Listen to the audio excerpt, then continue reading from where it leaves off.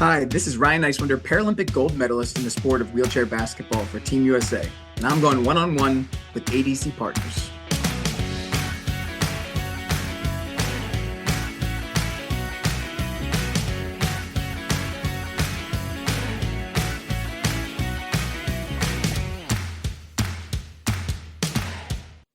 Hey, this is Dave Almy of ADC Partners, and thanks for checking out this latest episode of the One-on-One Sports Business Conversations podcast.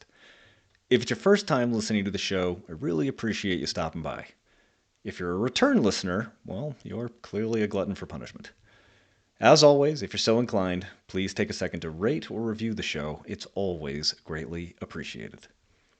Now, as we get started on this episode, I want you to take a second and think about the qualities that define you.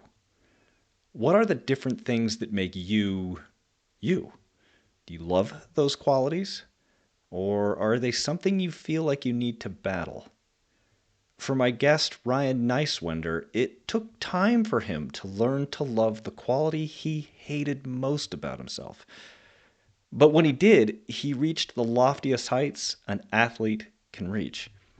Ryan was born with Arthrogryposis, a rare condition that impacted the development of his legs.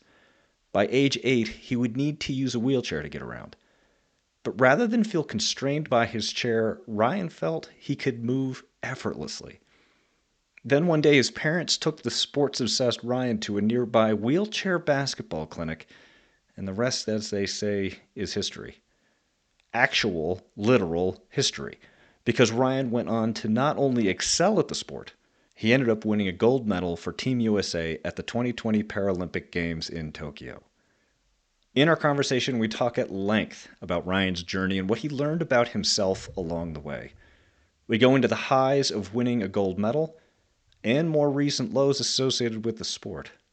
But most importantly, we talk about the mindset and strategies he's developed that prepare him to deal with all those emotional peaks and valleys.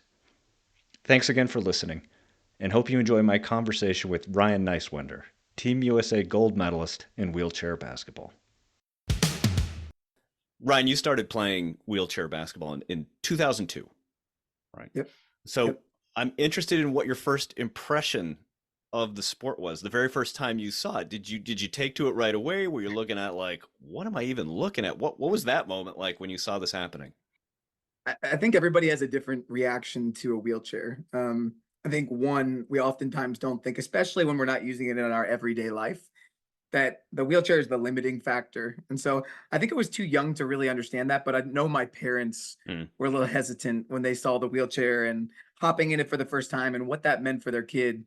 But I can tell you, once I dove in, once I sat in that chair and felt the freedom of mobility, the freedom for the first time. I had been playing sports for a long time, but I was playing at a disadvantage where, I'd hit the ball to the outfield in T-ball, but only make it to the first base. And now, like, I was able to move. I was All of a sudden able you're to gliding now, right? Exactly. I'm gliding. The freedom of mobility allowed my mind to do what my body always wanted it to do. And Oh, so wow. I think that was like a really sweet time. And it made me want to come back for more. It made me interested in the sport and to dive into developing skills to become better at it. Was wheelchair basketball one of your first interactions with sport that was centered around that ability to use the chair fundamentally for the purpose of the sport? Yeah, yeah. When I was 8 years old, my parents just saw a newspaper article about a clinic that was happening. And I Okay. think one of the biggest barriers to people with disabilities starting to play adaptive athletics is the equipment is so expensive. Right. And it's not like you can just go to your local YMCA typically and find that wheelchair to hop in to play Yeah, basketball. it's not something you're just going over to Dick's to find.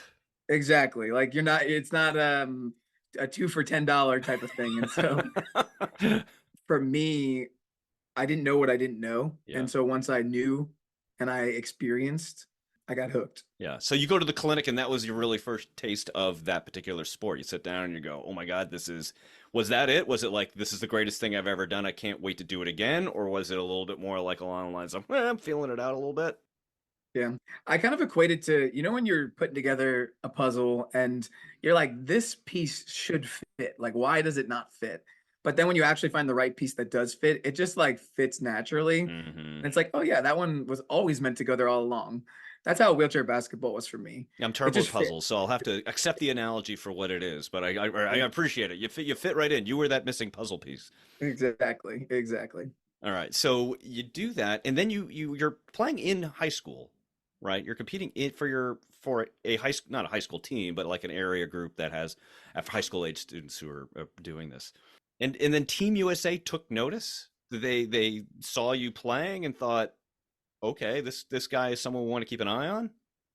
When I was 12 years old, I started going to college camps, and there's universities all across the country. There's about 12 or 13 scattered throughout the country that have wheelchair basketball that you can go and play at an elite level. And so there's camps that each one of those collegiate programs have. And I started going to the University of Illinois, the University of Whitewater, Wisconsin, and some others. And that's when college coaches, I got on their radar. They were able Mm-hmm. to see me play. Someone said this to me one time, and we can come back to this, but this is really important. They said that they saw potential in me. Mm-hmm. And when you like, your words are powerful. Mm-hmm. And when you speak potential into someone, like this, the untapped potential has started to become released. It's started to become seen and known. And when someone believed in me for the first time, it made me want to work harder. It made me want to like unlock those doors and see where I could go. And so I would say that I played on like an AAU basketball team based out of Baltimore, Maryland in high Mm-hmm. school.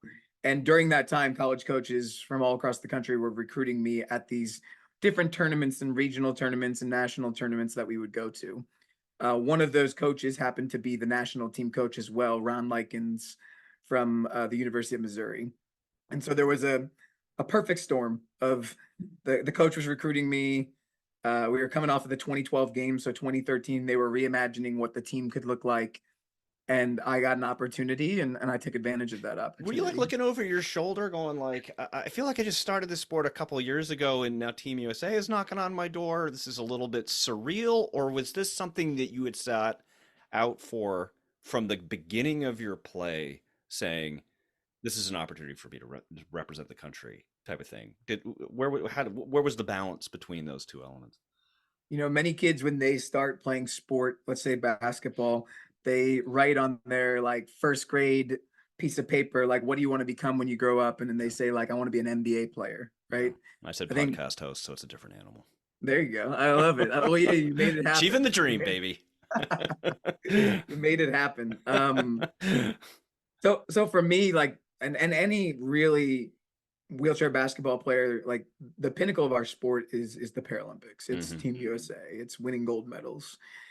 And so that was my goal. That's something that I strove for. And then I think within that, I also looked at people were saying that I had a chance of doing it. They Hmm. saw the potential in me, and so I had put the work in. And there's something to be said about when you're humble enough to prepare and you're confident enough to perform, that I believe good things happen. I'm not saying that you're just naturally going to become a gold medalist, but I do think that like when we focus on the process versus the outcome, I think good things happen. We talk about it all the time. The number of things that have to go right for a person to compete at that level, right? You have to have, obviously the physical tools to perform at that sport at the level that you're playing for, but the mental attitude, the smarts, the willpower to overcome moments when that aren't as positive as some of the other ones. It's people focus so much on the physical, they forget, I think, how much the mental part of the process plays in ability to succeed at that level. And that Mm-hmm. was clearly something that's central to your approach. I love what you just said about humility and confidence wrapped together in one package. And clearly that's something that needed to serve you throughout as you prepared for trying out for the 2020 games. How did that process unfold as those Olympics started to roll forward and you were playing and the team was beginning to be assembled? How did that come together for you? Yeah, I think you have a lot of mountaintop experiences, and sometimes you have a lot of valleys within Hmm. the journey. 2013, I made my first national team, and then 2014 to 2016, I was an alternate for those games. And so I learned what it meant to make a team, and I learned what it meant to just miss a team and to put everything that you have into it and just to fall like a little short. Mm, And so when I watched that team in 2016 win that gold medal, mm. it kind of spurred me on to say, this is something that I want to be a part of my story, my journey. And, 2017, I went over and played professionally in Germany. 2018 and 19, we lived in Illinois, where I trained with the University of Illinois men's basketball team. And then 2020, COVID hits, and Ugh. like life gets flipped upside down. And my wife and I actually lived in a long-term Airbnb in Dallas, Texas, because the state was the most open during that time. There was an opportunity to be a volunteer assistant coach with the University of Texas Arlington, and I was able to train with them on a daily basis. So the progression, the sacrifice, the commitment, I think allowed me to kind of like start to put those pieces of the puzzle together to be at my best when it mattered the most. It's crazy. You just brought up the 2020 games, and they were obviously famously postponed because of COVID. And you talk about peaks and valleys, right? You'd had the experience of being the alternate and watching the 2016 team win the gold medal. And obviously, I mean, it's just powerful motivating factor for you that was. And then you make the Tokyo team and feel like you're probably think, okay, here I go. I'm going to reach that pinnacle. And then the goalposts get moved for you a little bit. And it's not necessarily a valley, but I mean, it must have been a brutally tough time to watch the calendar extend out a little bit further. How did you keep your own, for lack of a better term, sanity in that moment? Was it a shared experience with the other people on the team who were all going through the same thing? How did you guys work through that? I think everybody handled, COVID in their own unique way. I think Yeah, that's they probably did. the best way to put it. Yeah. But I think within that, number one, I'm learning this as this is a business podcast, and there's a lot of people from all different backgrounds listening to our conversation today. And at Visa, they had all these things planned for like the Mm-hmm. games to be bigger than ever before, and Mm-hmm. all these activations, and then like, boom, no fans, canceled, then no fans again. And it's like everybody dealt with a little bit of disappointment from like, what could have been to what actually was. But I did have moments that I'm not going to lie where the games get postponed, and you start to say to yourself, like, am I ever meant to Is this actually ever supposed to make happen for me? Yeah. Yeah. Is this just like, because this is the wild, like, you couldn't have made up a more far-fetched thing that was going to happen in 2020 than what happened. And so you start having those feelings like, maybe this just wasn't meant to be, I mean, you look or back on it now, it seems like a fever dream. yeah, Like maybe yeah, it's hard to that's a even bad describe. pun, but I mean, it is sort of like as we try to describe this to our grandkids that someday you're going to be like, well, I mean, we were all walking around wearing masks and, Yeah. wiping down groceries. It's just like it's the craziest moment in time. But eventually the games do come, and they are a bit surreal for you, right? Mm-hmm. There is a lack of fans, and so probably a few of those moments, like the welcoming ceremonies and coming through the tunnel, still very exciting, but kind of like a sad trombone noise a little bit as you walked in. I mean, can you talk about being in Tokyo for the games and sort of the warm and cold aspects of that experience for you? There's no doubt that Tokyo was unique, Mm, and Tokyo also wasn't necessarily what everybody always envisioned their yeah. first games to ever be like. But I think with that being said, what it did allow us to do was focus on like the one mission that we were there for. Okay. If every athlete ever talked about the games, they talk about the hardest thing is that there's so many distractions. Typically your family and your family's family and your family's families, they're all there. You can And get me tickets, right?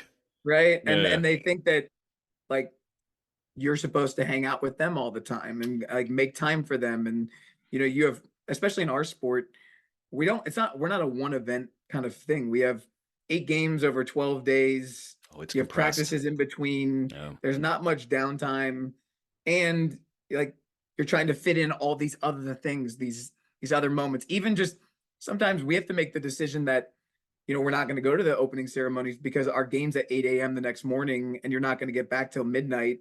And like you want to be fresh for the game when you're coming up. So I know in 20 16 they had those conversations, whereas like we didn't really have to have those conversations in 2020, and we were really able to just focus on the task at hand.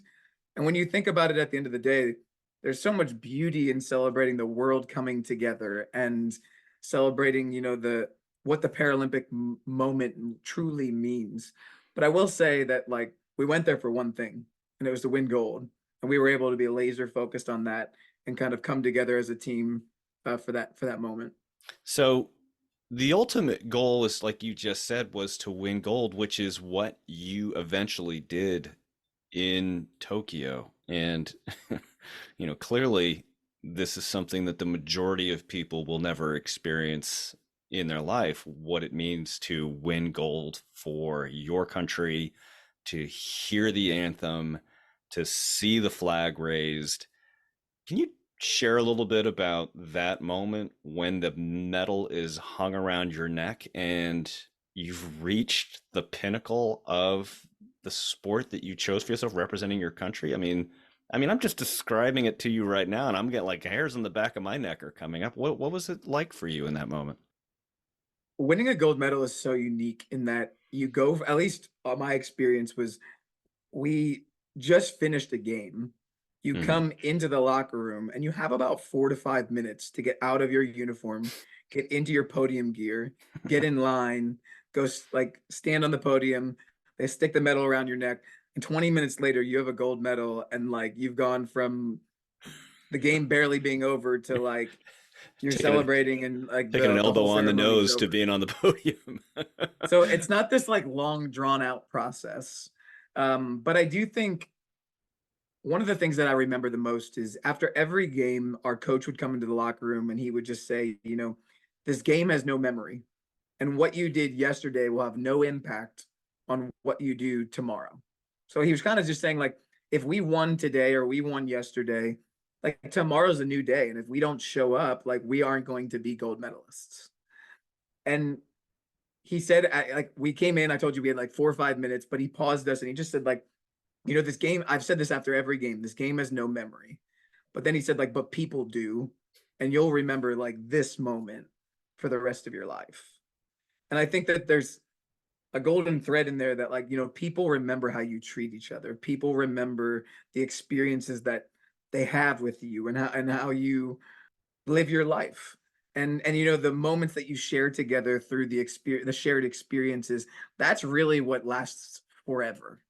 I'm not like, the gold medal is awesome, and it's sitting behind me, and it's something that, but it's more the layers and the pages that I get to peel back from that gold medal, of the lessons that I learned and the people that came into my life and how they changed me for the better, and like how that shaped me into a better husband, how that shaped me into a leader, and so many other things. And so I just think that, like, when I think about the gold medal, like that's the layers that kind of come with it. And I will tell you that moment specifically, two things. One, it's a lot heavier than you ever would imagine. You really do feel the weight of the moment. Um, Literally and figuratively. right. Two, what was unique about Tokyo is typically someone's putting the medal on you, because the game's like close contact and stuff. It was actually our teammate next to us was putting the medal on. God, And that's I almost just more think that that's significant. just a, Yeah. yeah, that's just a sweet moment, because there's no one I would rather choose than like the guys that I just went to battle with to kind of put that medal on. And then three, I just think, our flag raising, it's silent in the stadium. There's no fans. You hear the national anthem. And I think for me, it was kind of this moment of like, we're not out of this thing yet called COVID, Mm, but this totally feels like a moment of celebration towards what is going to happen, where we are going to be. the And emergence. that this event, this moment and time of where we're at, is kind of signaling like a changing that, we're going to get back to where we all desire to be. And I don't, that does isn't to diminish COVID and any of the impacts that it had on so many lives and so many people, but I think it is like a moment in time that you can look back and say, like, yeah, things did change after those games. And we were all looking forward to that moment, that quote unquote return to normalcy as much as we possibly could. And as a brief aside, I just want to say that you just indicated that the medal was resting behind you. somewhere. Yeah. Had it been me, that thing would be, I'd never take that thing off. I mean, honest to God. Oh, what's this? Oh, this is my gold medal. Please, I want you to send me yours, and I'll just wear that around for a while. It's like, I didn't win it, but my God, I mean, this thing's cool, right? So, Hey, when all we're right. together next time, I'll bring it, and you can put it on, and we'll take a picture together. How about Oh, that? oh God, I have palpitations right now. All right, but after the game, so you have this incredible moment, this incredible bonding moment, this just one ray of light that comes in through COVID and everything like that. You reach this pinnacle. After the games were over and you're back in the States, did you have a moment where you were like, okay, that's done, right? I did what I needed to do, or was it, what's next? Both. Yeah. The weirdest part about the Olympic and Paralympic Games is that, for the most part, Olympians and Paralympians aren't necessarily like a LeBron James, that when you're like walking into the grocery store, you can't even go grocery shopping Mm. because like he's just him and Yeah, everybody knows him. exactly. And so I think that there was a little bit of like, I just had this euphoric experience. I just accomplished like the one thing in my life from a sporting perspective that I wanted to accomplish. And I kind of came back and it was like none of it ever happened, like, and there was tons of people that were definitely celebrating me and celebrating the moment. But it was just like, even just what I had experienced with like being quarantined in a bubble Yeah. in Japan for 3 weeks. And it's like, and no one really can relate with that. Like, Yeah, how do you all ever these share that? experiences and thoughts and feelings that I've had, like, you just kind of come back, and because no one was able to be there with you, even my wife, like we kind of struggled to get back on the same page for a little bit, just because our experiences were like we were so happy, both of us, but they were so vastly different that to like come back together and try to like move forward, it was not an easy one, I would say. Yeah, hey, I was just over in Japan for a month, and here's the won this gold medal kind of thing. It does create a real challenge to sort of reassimilate, to feel normal, I guess is the word Yeah. I'm looking for. How do you plug back into a regular life when you've just had that as experience? Is it hard? I mean, is it kind of a difficult moment for most athletes like that? I think it's extremely difficult and Yeah. something that's not really talked about very much. I think that the other piece of it is, the easiest thing to do is to run back to what you know, which is like Hmm. just go train again Yeah. and Yeah. just go back to the thing that feels comfortable and feels normal. Because that's the other piece. It's like you come back and you want to give your body a break. So you go from this like training to just like, I'm gonna give my body a break, but what the heck do I do now? And like, how do I process all those things that just kind of happened? I actually had an opportunity to do a podcast with one of your colleagues at Visa, Margie Petter, Yeah. who's on the sponsorship team, and she's a was a British Olympian, and she talked about that moment after the games when she kind of knew it was over, and the period of, wait a minute, who am I? If I'm not a swimmer, who am I? And what does that define me? And so it's interesting that you're both working at Visa as former Olympians, because that's a really important part that kind of helps you along that path of, okay, I am an Olympian, and now I'm also part of Visa's global sports marketing team and overseeing that portfolio. So as you made that transition from not just being athlete, but athlete, and how did being an athlete prepare you for that role, for working for Visa? And what do you feel like you needed to learn from scratch in that environment? Yeah, there are humbling moments in transitions. I will say Yeah, that. yeah, Because you go from being like one of the best in what you do to, I'm just trying to get my feet underneath me. yeah. How do I And turn on my computer? yeah, exactly. Like what is this Microsoft Teams that I'm supposed to use? And so how do I send this Yeah. email off with an attachment? No, I'm kidding. But I think Those are things I just ask my kids. right, right. I think the beauty is, and something that really helped me is, there's this diagram of Like it's like three arches, and the first arch is your identity, your second arch is the process, and your third arch is the outcome. And when your identity is tied to your process, like you just continue to move along that journey and you take those lessons that you learn and you apply it to whatever is kind of in front of you. When your identity is tied to your outcome and not the process, you ride really high highs and really low lows. And when those outcomes are over, you struggle to figure out what's next. You struggle to figure out, how do I process through these other things, because you were never focused on the process that got you there. Just you were focused on the outcome of the gold medal, the Mm-hmm. outcome of fill in the blank in your life. And so I think understanding the process and the principles and the lessons that I learned from sport was a nice transition for me into thinking about, how do I apply some of those same principles to be good at what I do in other areas of my life.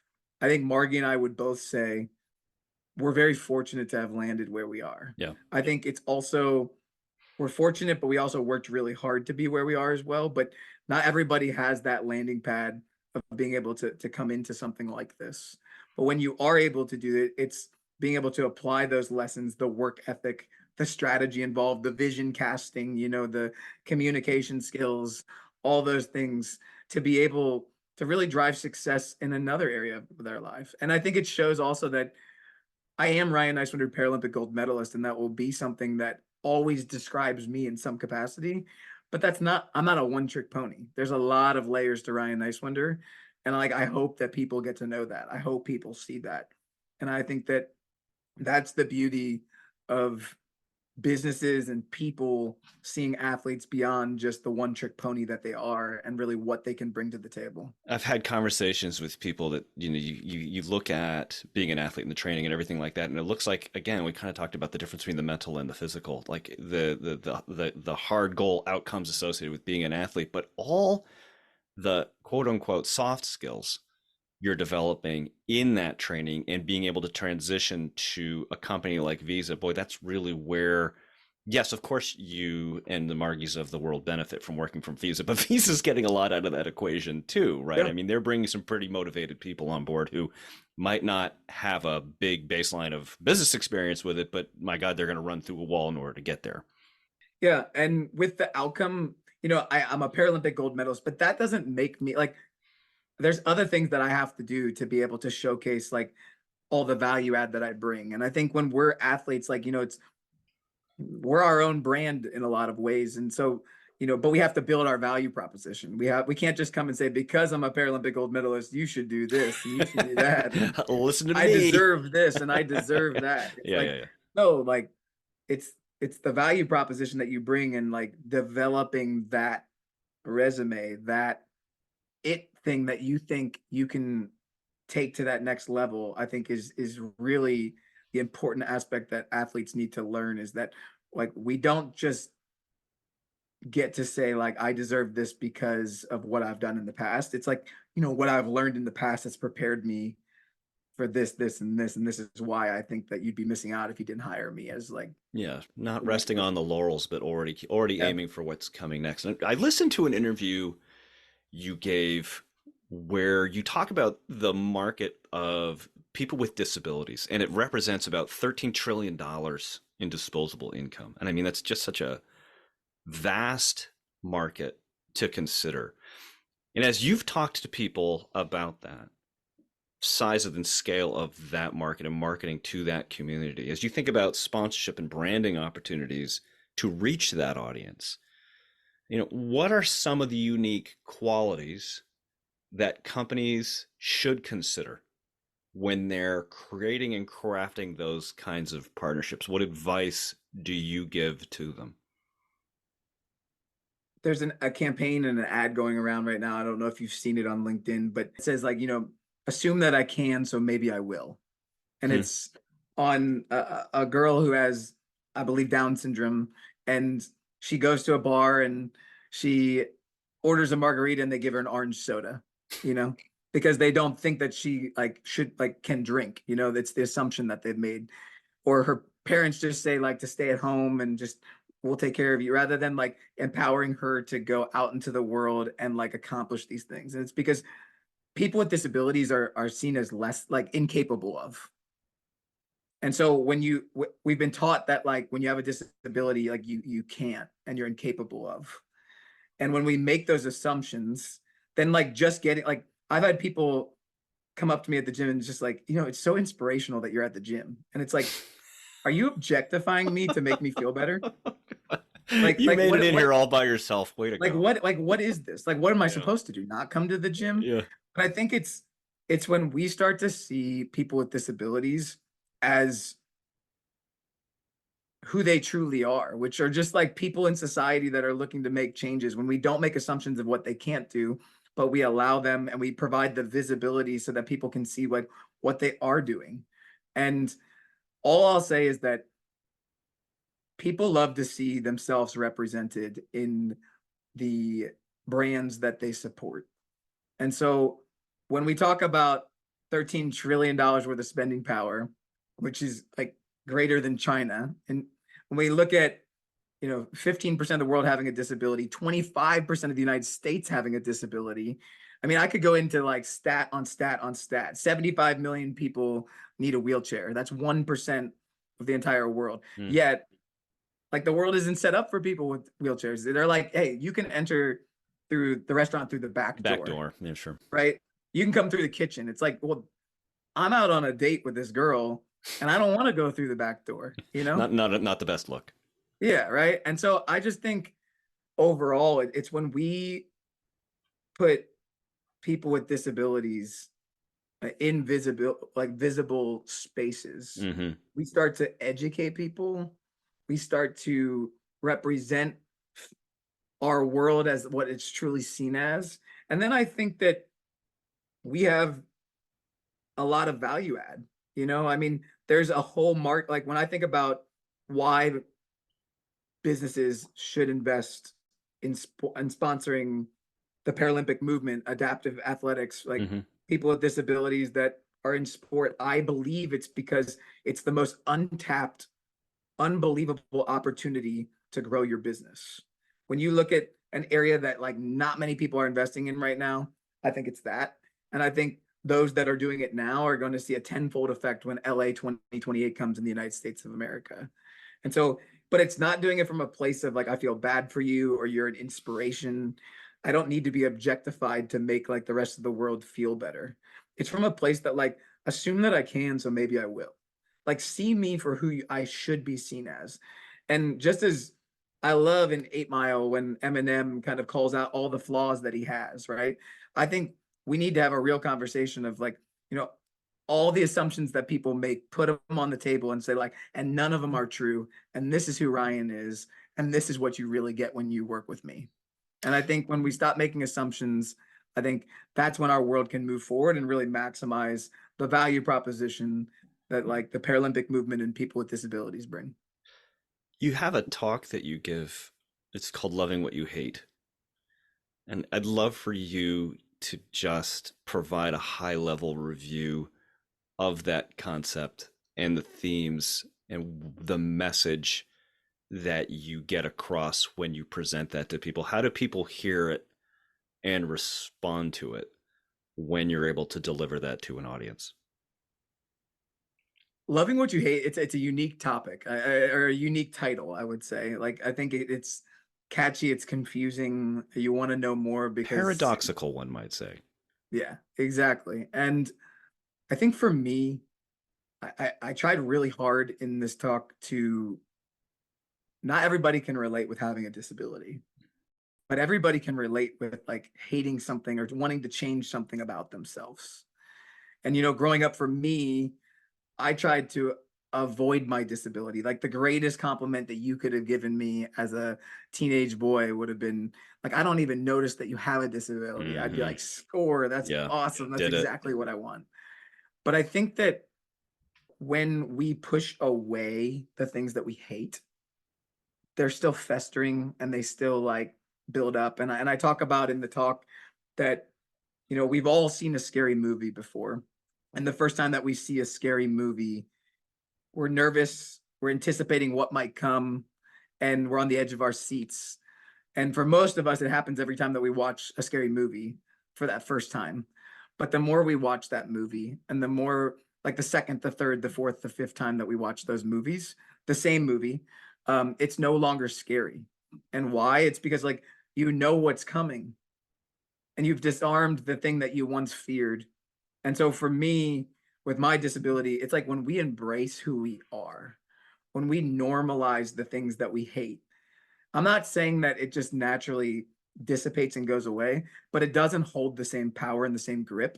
And the amount of time that you spend typically trying to avoid those things, you open up all of that space for Ryan Neiswender or whoever it is to go reach, like, a whole, like, you have more time, more energy, more capacity, more mental space to be able to invest in other areas. And I truly believe that as a society, when we do that, like, we're able to be the best versions of ourselves and reach that untapped potential that we never knew existed. It's a fascinating topic. And I think it's probably one that kind of resonates for you, particularly now, because there are elements of it that you, I feel like, are needing to employ now, or going to be employing now. Because as we talked about before we started hitting record, you recently received the news that you are an alternate for Team USA. And that's having come off the high of Tokyo, and I think probably working and expecting to be on the 12 that were selected, you find yourself in a position of not being on the outside looking in, but being so close. So as you think about 2024 and all the lessons of things that we've just talked about, overcoming obstacles and things like that, where do you go now? Like, from this point forward, having just learned about alternate status, what's your preparation and mindset as you look down the road towards 2024? I think one of the biggest things that I've done, it's a week. It's been a week since I found out. So this is definitely fresh off the press. Yeah.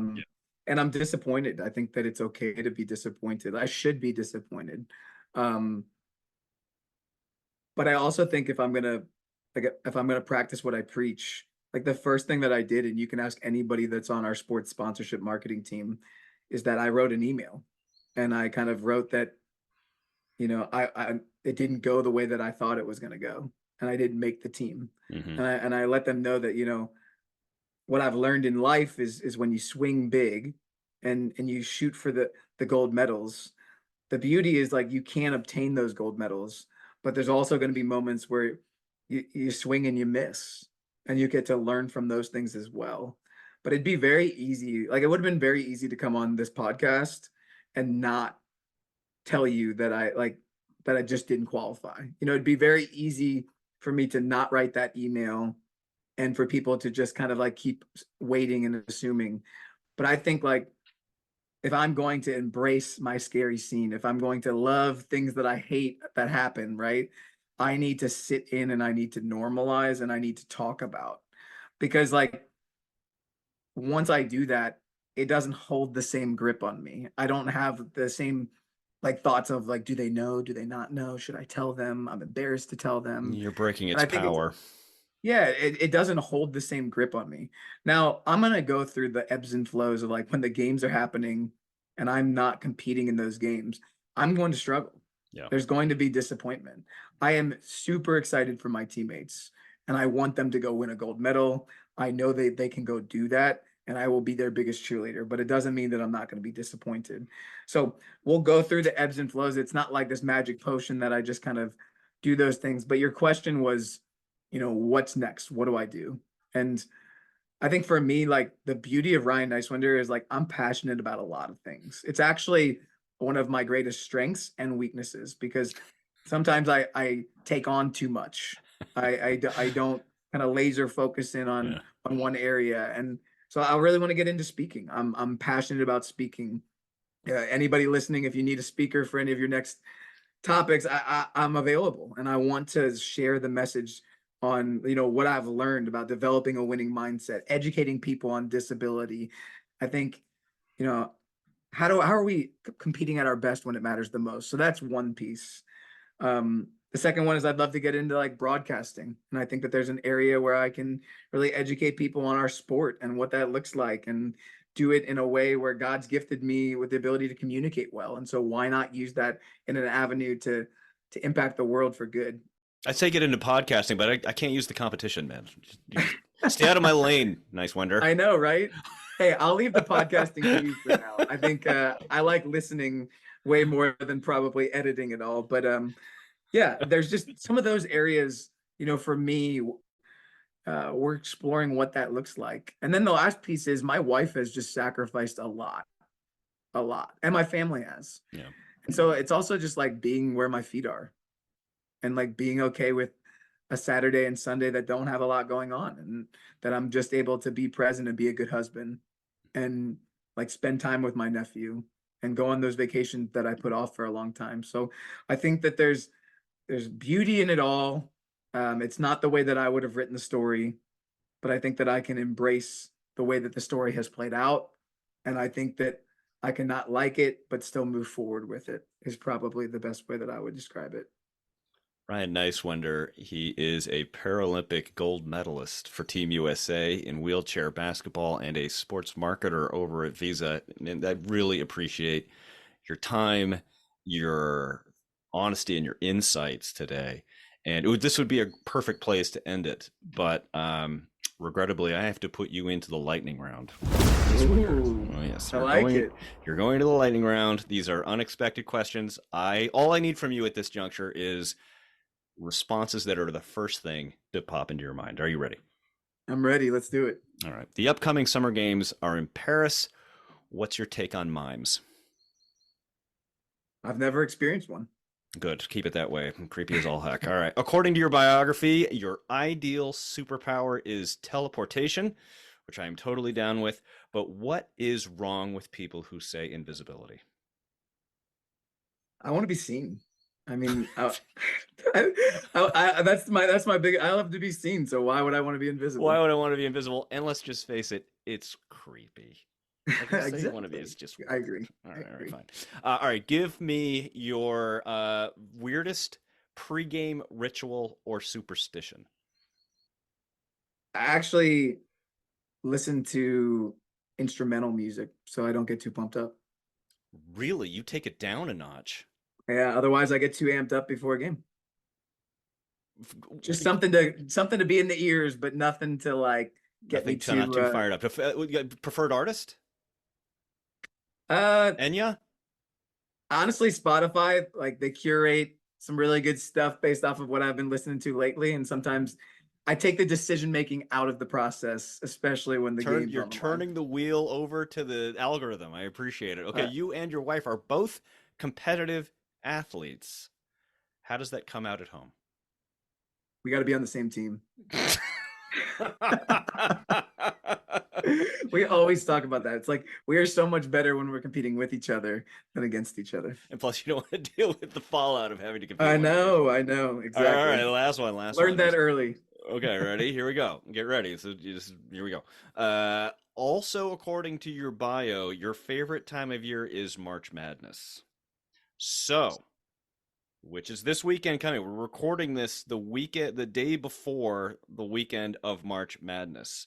So, Ryan Neiswender, who are going to be the champions for this upcoming March Madness?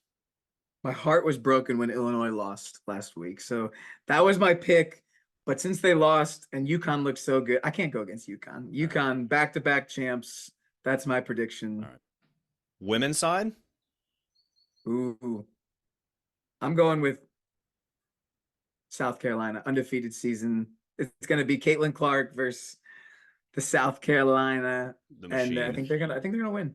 All right, South Carolina and UConn. We'll check back in after this posts and see how good I am. See how you did. Right, this could it goes to the broadcasting career a little bit if you pick your winners. It's a big thing. Ryan Neiswender, man, really appreciate the time. Yeah, thanks so much. Appreciate you. Thanks for listening to this episode of the One-on-One Sports Business Conversations podcast. If you enjoyed it, we always appreciate a subscribe, share, comment, or like. And don't forget, you can always find past episodes at abcpartners.com/podcast. This podcast is written, produced, edited, and hosted by Dave Almy. And theme music was composed by Scott Holmes.